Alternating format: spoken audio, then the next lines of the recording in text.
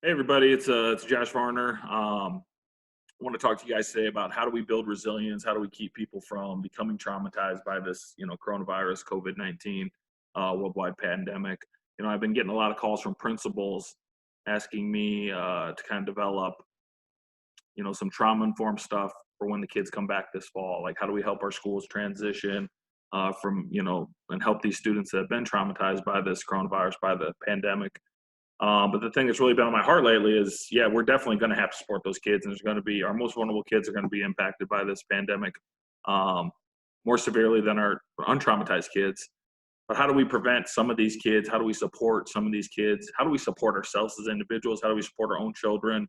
Um, the foster parents out there I work with. How do we support our foster kids? How do we keep these people from getting traumatized in the first place? And so I was kind of inspired by Bessel van der Kolk, trauma expert, and really just wanted to take some of the information that he's shared and be able to talk about that further and give you guys some tips on how do we prevent the people that we work with ourselves from becoming traumatized in the first place by this worldwide pandemic. And so that's kind of what we're going to learn about today. I hope you guys can take away something that'll support you or the people that you care for. So once again, Dr. Bessel van der Kolk, he's an author of The Body Keeps the Score. It's probably the best book on trauma in the world. And so I really, really recommend it. He does have videos online. He's written a bunch of articles. He's amazing. But he talks about the conditions in which trauma can grow, right? And so if we don't allow those conditions to exist, it's really hard for us to become traumatized. And so that's kind of what we're going to talk about throughout this presentation today. So what are these conditions? Their lack of predictability, immobility, lack of connection, loss of connection, loss of sense of time, loss of safety, and loss of identity and purpose. And so if we can fulfill these needs, if we can be proactive in making sure that we have these needs met, the people that we care about, our children, our students, whoever we're working with, our foster kids, if they're having these needs met, they're much, much less likely to be traumatized by this worldwide pandemic. Okay, and so we're going to kind of go through each one of these and talk about ways that we can ensure that we're meeting the needs of other people during this difficult time. All right, first one. So what are the conditions where trauma grows? The first one, guys, lack of predictability. Okay, if you've been traumatized, your routine is essential, but it's really essential for all people, but especially people that have been through a lot of adversity. And so routine helps us feel safe. Okay, routine helps us feel safe. When we don't have a routine, we don't feel safe because we can't predict what's going to happen next. We know day to day exactly what's going to happen. We have a sense of like, okay, I know that something bad isn't going to happen because I have a really, really good routine. And so schedules are super essential right now. Super essential. This is something I've done with my own children at home. We have a very strict schedule, even though they don't go to school every day. They still go to bed at the same time every day. They still wake up at the same time every day. They have their little Chromebooks where they do their schoolwork at the same time every day. We have a fun family activity every day. We limit our access to the news. I mean, we have a very regimented schedule, and that's good for me and my mental health. It's good for my wife and her mental health, and it's definitely really, really good for our children. And so one thing I did as a teacher before my students left, because I knew this pandemic was coming. I knew we were going to get out of school eventually. I knew that the chances of us coming back weren't very high. And so I prepared all my students with schedules. That's what we worked on before they left. If you're a teacher now, that you can still, this is something you could do as an activity, giving your kids, helping them build a schedule. But the things I had included in there is they had to have a bedtime, same time they woke up every day, same time they went to bed every day. They had to have all their meal times in their schedule. They had to have some sort of physical activity, exercise in their schedule every day. And that can be anything. I mean, we'll talk about that a little bit later, but there can be lots of different stuff. We talked about supporting their family, doing a different chore, so different chore time every day. And then family time. So what's something you're gonna do as a family to connect? Because most of us, that's all we have right now. We don't have connections with the outside world. And so we really want to be able to dive into those family connections. So what are you doing as a family every day to connect? And then what's something fun, something that you want to do every day as part of your schedule? And so, if you're a foster parent, I, really recommend that you dive in and come up with a really strong routine schedule. If you're a teacher, you can help your students develop this. This will be really helpful. And if you're a parent, even if you're a single person, you're living by yourself right now, get yourself on a routine. Okay, it's gonna make you feel a heck of a lot better. Lastly, I'd say is make sure we have something we can look forward to. Hope is a big thing right now, okay, but it's got to be realistic. One of the big mistakes I'm seeing a lot of people make right now is they're throwing things out there hey, we're going to do this event, we're going to do that in 2 weeks. Things aren't going to be back to normal. Okay. And I know with my kids, when school first got put out, they were out for 2 weeks. My kids were like, no big deal. We were going to be out for spring break anyway. And I was really honest with them, even though I have a fourth grader, a second grader, and a 3-year-old. I was like, guys, we're probably not going back to school. Because giving people false hope is actually worse, because then they get the 2 weeks later and then they're really upset. And you're seeing this all over the country right now, where, the president says, hey, by Easter, we're going to have packed the churches. And then Easter comes and goes and we're still in quarantine. And people get really, really upset. They get really antsy. You're seeing protests. So don't give people false hope, but have realistic things you're gonna be able to look forward to. Things that maybe are a little further down the line, or they're things that you can do and put part of your today's schedule right now that you really enjoy, that you really like, that can be something you can look forward to. So hope is big, and those things are big. So once again, put together a schedule. The more regimented, the better. I can be honest with you. Like, that stuff's gonna help. Gonna help you out. It's gonna help the people you're working out with. So schedule. One of the coolest things that happened to me was I had one of my students that I did a schedule with. She's kind of a sophomore, and she kind of raises all of her siblings. There's lots of siblings she takes care of. And she actually took her schedule. She really bought into it. But she actually had all of her siblings make a schedule too. And she was talking about how they really bought into that activity, and they would pick different family chores. And because once again, it helps those kids feel safe during a really, really uncertain time. So schedules, predictability is really, really big. And that's going to help keep people from being traumatized. Next, immobility. So what happens to a lot of us is we're stuck inside, we don't move. If we don't have movement, we're not going to be very healthy people, okay? Right now, our amygdala, so we think about front of the brain, back of the brain, smoke detector, amygdala. You guys, if you've watched any of my videos, you've heard a lot about that. But right now, we have a lot of fight, flight energy that needs to be expelled. Our amygdala is going, hey, the world's not safe. Hey, people are dying. Hey, the economy is getting wrecked. All these threats we're being inundated by all the time. So we're getting these fight, flight, freeze responses from the back of the brain. Well, guess what? We can't really flight. A lot of us are stuck in our homes or stuck in our small communities, depending on where you're at and what you're going through right now. And so fight is the only response that we really have available for some of us. And so you're going to see a lot more domestic violence. You're going to see a lot more people fighting at home and having relationship problems. We need to be able to recognize that, but also we need to understand that our body needs to release this energy. Okay, we have to have movement to release this energy, especially since we have way more trauma triggers going on with our brain right now than we did 2 months ago, right? So we actually need more movement than we needed pre-pandemic, okay? And so this can look a lot of different ways to a lot of different people, okay? For me, I like to go for walks, I go for runs, I go for a bike ride. I mean, my family, we try to do like what we call explore time every day. We'll go down to the river, and my kid will play in the sand, and we'll, climb on trees and do all kinds of stuff. But it doesn't matter. It's all about movement. It's going to look different for every person. One of my best friends, Tom Kropp, his gym was tremendously successful. Obviously, he's really struggling right now with all the gyms being closed, but he's putting out free videos every day, free yoga, free exercise videos. There's lots of people doing stuff like that. They're really pouring into their community. And I just encourage you guys, movement. You have to make movement a part of your day. You have to make movement a part of your day, your student's day, your kid's day, whoever you're working with.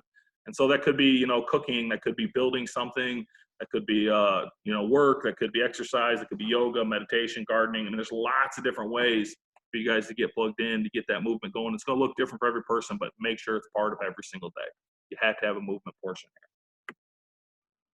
here. Loss of connection. I think this is the most big one. If you've heard me talk about trauma, you've heard me talk about loss of connection is the biggest, most important thing. Connection is our number one predictor of our health.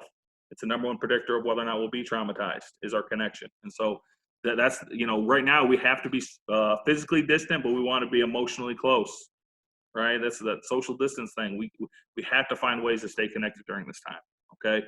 When we're alone, we're going to struggle. I don't care who you are. When we're together, we're strong. And so visual connections are actually much better. It's the reason why I put my face, even though I haven't had a haircut forever and my beard looks like I'm come out of a cave. But visual connections are actually much better. And so the more that you can use technology to visually connect with people, the better. Okay, so yeah, that's great that you're having that phone call with a friend. Turn it into a Zoom, turn it into a video conference, turn it into something where you can see their face. As human beings, we really, really respond well when we can actually look at another human being's facial expressions and laughter and all those kind of things. And so I've seen a lot of teachers that are Zooming their kids. I know my teachers have done that with my kids. They're Zooming them, and they're getting all the kids together. And I can't tell you, it's like my kids' favorite part of their whole week is they'll see their friends' faces and talk to them. My daughter stayed on her Zoom call for like an hour after the teacher got off just to keep talking to some of her friends. So if we can provide those opportunities, that stuff's going to be big. Sharing feelings helps us feel alive. So don't, find people that you can share this. You're not okay. Nobody's 100% okay all the time going through this. Okay. And so we're all going to have varying degrees of struggles. And so having somebody that you can say, hey, I'm anxious today. Hey, I'm angry today. Hey, I'm frustrated. Hey, I'm depressed. Whatever it might be, Bill, share your feelings. It's going to help both people feel alive, both the person sharing it and the person receiving it. It's a very foundational human thing. And so have those people you can share that stuff with. If you're a social worker, if you're a foster parent, you're a teacher, if you can give people opportunities that you work with to share those things, that's going to be really, really healing and helpful for them. Okay. And then, hey, family meals. You know, we do family dinner every night in my household. We do our happies and crappies where they talk about our highs and lows of our day. Family games, dress up. My daughters put on little shows for us, and my son kind of gets involved too, even though he's 3. But they'll do musicals. They'll do, I mean, all kinds of things. Put on plays. They do magic shows, like dress up, story time, whatever it might be. Guys, get connected, get connected, get connected. Make that a priority for you, for your family, for the people you work with. Connection is going to make the difference. This is number one. If you only listen to one thing I have to say today, focus on connection. All right, numbing. So what kind of happens us naturally when we're going through emotionally difficult things is we tend to numb ourselves up. That numbing sensation is actually a protective factor for us. It's better than feeling that strong emotional pain. Another thing we like to do is, you know, modern humans like to space out. So if we're kind of going through a challenging thing, you know, and a little bit of spacing out's okay. I'm not saying don't ever watch TV again. But you know, we have to be aware of how much we're using, how much we're leaning on this crutch as a way to deal with these current problems. And so, what I see a lot of people dealing with is, you know, if you're watching TV all day long, if you're gaming all day long, you're probably overusing that numbing and spacing out coping skill. Okay, if you're finding yourself obviously drugs or you know, your alcohol supply is wearing out way faster than you expected, maybe you're relying on alcohol or drugs as a way to cope with this problem. Okay, and so really what you need to be able to do is focus back on is, hey, what's the root feeling? What am I actually kind of trying to cope with? What am I dealing with? And then really we want your body to feel alive. Okay, the more alive you feel, the more you're going to be able to deal with that. That mindfulness, that meditation is the opposite of this numbing disassociation feeling. Okay, so there's lots of meditation websites out there. It's something I used to do with my students every day. We'd spend 5 minutes in meditation. There's tons of videos on YouTube. There's tons of apps out there. Calm does a lot of really cool stuff. I use that app quite a bit. But I encourage you to get involved and do some meditation and learn to acknowledge those feelings. Learn to sit in that discomfort. Okay, and then understand what you'll learn is that it passes. You know, I'm in an uncomfortable moment. This is a tough thing right now, but it's going to pass over time. We'll talk about that here in a minute. And so meditation is really big. You know, if you're a teacher, if you can send out a little meditation video that's age appropriate that maybe your students can do as part of an activity. Once again, if we can think about it as educators, if we can meet these foundational needs of our students, that stuff's a heck of a lot more important than content right now than math, science, English, in my opinion. So not everybody's gonna agree with me on that, but I think if we meet foundational needs, we can build upon that. If we don't meet people's foundational needs, there's nothing that's gonna come of that. So learn to acknowledge your feelings, learn to feel what you're feeling currently, learn to deal with that instead of numbing, spacing out. Loss of sense of time. So, you know, anytime you're traumatized, a lot of times it feels like it's going to last forever. It feels like it's in, you know, I think there's a sense of that going on in the world right now. We're never going to get through this pandemic. When realistically, guys, this is a period of time. It'll come, it'll go, right? And so it's really, really important that we learn to acknowledge those negative feelings like we talked about in the last one, understand that this is temporary. This is a conversation I have with my kids quite a bit. Hey, this is hard, this is challenging, but this is temporary. This is I know you want to go hang out with your friends. I know you want to go do XYZ. I know you're excited about summer and you want to go to the pool. But guess what? Temporarily, in the short term, we have to do this in order to keep you safe, keep our family safe, keep the world safe. Okay? And so understanding that this is a temporary problem. And so once again, meditation can help us learn to deal with those negative feelings. Just noticing that you're alive. And so I'm going out for a walk outside, feeling the sun rays on your skin, feeling the oxygen go into your body, feeling the breeze. Right now it's cold, rainy outside, feeling the rain on your skin. All that stuff, noticing your senses is gonna help out with that. Once again, this is temporary. Okay, we need to have conversations with our kids about that because it feels like to them, it feels forever.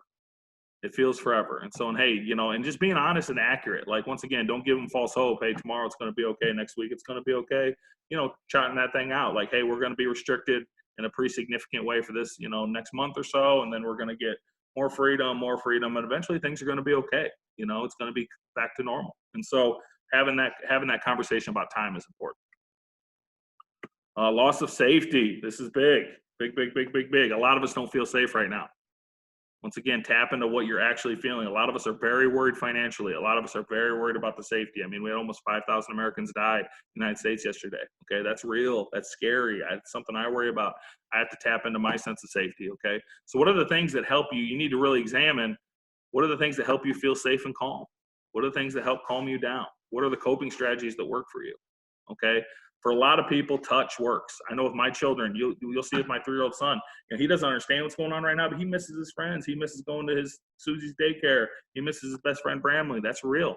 Okay, he talks about it quite a bit. You know what he's been doing a lot more lately? He just climbing on my lap, climbing on my wife's lap. A lot of cuddling, a lot of holding, a lot of dad, pay attention. Dad, pay attention. I need extra attention. That's okay. Okay. And realistically, we need to understand that stuff, that touch, holding, cuddling, that stuff works for me. I'm 39 years old. You know, that sense of touch actually helps a lot of us feel safer, calmer. And so really tapping into that within our family units. But, if we're talking about from a social worker perspective, I think we need our teacher perspective here, talking to your kids about coping skills. What are coping strategies? A lot, if you guys need help, shoot me an email. I'll send you a worksheet where we can dive into coping strategies that work. Understand that privacy is important right now. I see this a lot with my 4th grader. My 2nd grader. She needs privacy. And so the world kind of gets overwhelming for her sometimes. She'll retreat back to her room. Guys, that's totally normal. That's totally healthy. That's totally okay. Now, if she was in a room all day long, I'd be super concerned, right? But if she needs to go back there for an hour once a day and kind of get her peace and get her zen, and she's got her little cocoon she's created in her room, that's okay and that's healthy. Okay, and so figure out what your coping strategies are, use them.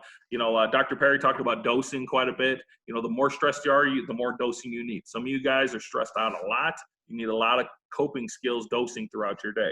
A lot of us, I try to dose every day after I watch the news. It's stressful. Okay, some of you guys, you're handling this really, really well. Your normal self-care plan is going to work. And so the more stressed out, the more dosing of coping skills we need.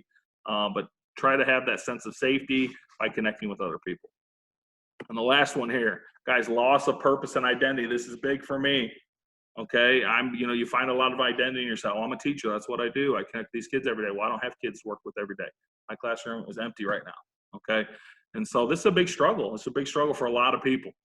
I have to learn I'm not just a teacher. I'm a really super complex human being that has lots of different avenues that make me unique and special and blah, blah, blah, blah, blah. And I have to be able to let that identity piece go, which is hard. It's hard for a lot of us, you principals out there, you teachers out there, you social worker, whoever I'm speaking to right now. It's hard to remove ourselves from our identity, but you're bigger, you're more important, and you have more purpose than that. And so right now, what can be really important for you is finding purpose in different areas. If the thing that used to make you feel alive and gave you purpose every day is taken away, like it has for a lot of us teachers, you can find other areas where you can grow and find purpose. And I'll be honest with you guys, why do you think I've been dumping content out here all the time? I find purpose in that. If I can help one person with this video, it was worth it.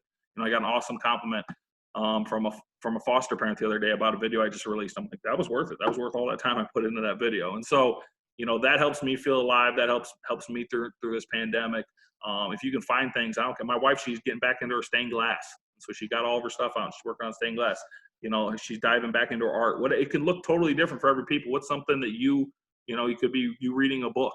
And this isn't a plug for self-improvement here. Okay. This is just, hey, what are some areas that you can find purpose in, that you can connect in, that you can feel better in? So explore those goals, explore those interests.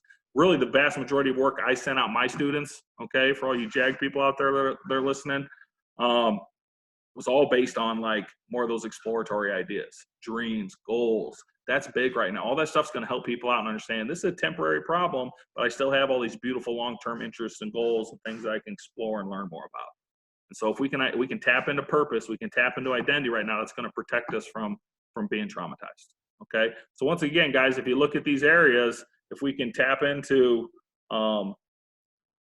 fulfilling all these areas, we're much, much less likely to be traumatized individually, as a group, as a culture. And so if you can help provide support during these times, these areas, as a parent, as a teacher, as a foster parent, as a social worker, whoever's watching this, guys, to yourself individually, it can make a huge difference. We don't want to have fertile ground for trauma to grow. We want to be able to knock that stuff out before it even starts in our lives.